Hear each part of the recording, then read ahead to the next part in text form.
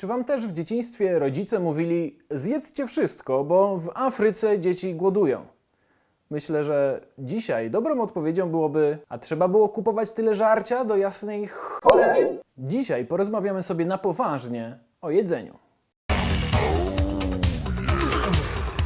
Ale nie o tym, które spożywamy, ale raczej o tym, którego spożyć nam się nie uda. Come on! You're right. It's in front of your eyes. Get them together.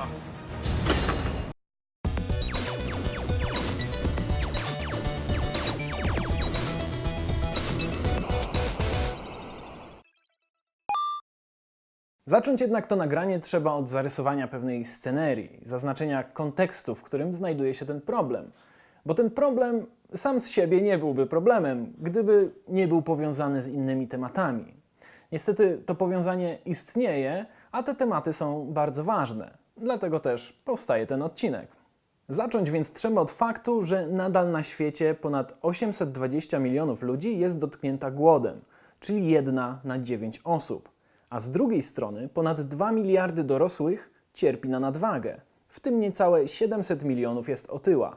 A nadwaga i otyłość dotyka około 400 milionów dzieci i młodzież do lat 19. Oczywiście wszystko to jest zależne od tego, gdzie żyjemy, jaka jest nasza sytuacja finansowa, a także jaki mamy dostęp do żywności. Biorąc jednak pod uwagę, że to nagranie jest skierowane do Polaków, to podobnie jak w przypadku dużej części Europy i Ameryki Północnej, wypadamy tutaj bardzo dobrze w porównaniu do pozostałej części świata. A przez bardzo dobrze rozumiem, że większość z nas na szczęście nie musi mierzyć się z głodem, a także ma dostęp do dużej gamy różnorodnej żywności. Jest to tym istotniejsze, że statystyczny Europejczyk i obywatel USA lub Kanady marnuje rocznie od 95 do 115 kg żywności. I jest to ponad 10 razy więcej niż osoba żyjąca w Afryce czy południowo-wschodniej Azji.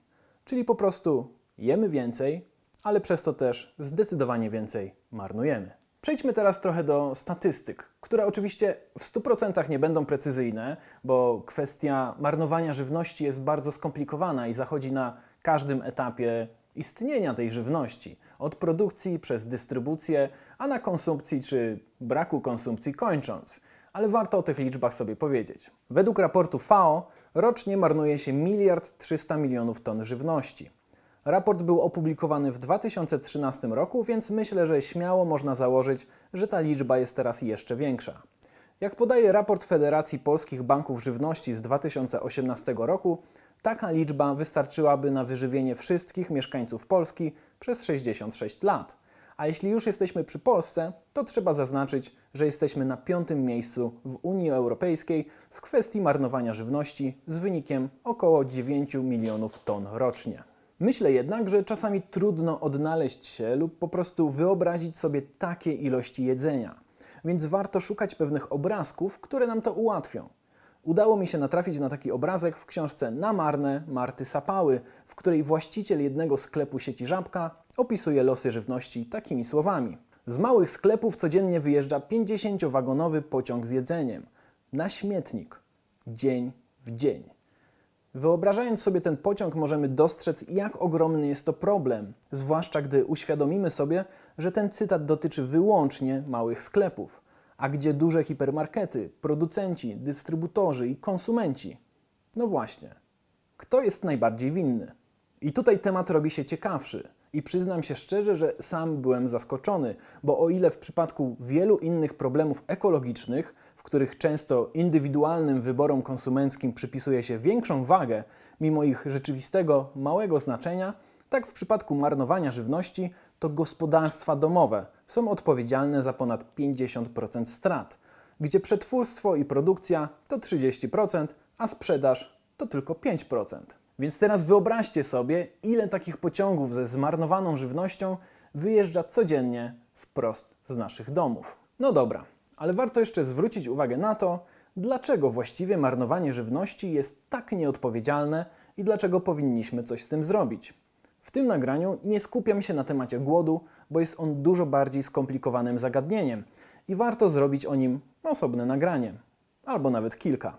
Więc póki co powiem jedynie za książką Na marne, że statystyczne $4,5, które codziennie wraz z jedzeniem wyrzuca do kosza przeciętny Amerykanin, to dość, by wyżywić całą rodzinę z któregoś z miejsc na mapie globalnego południa.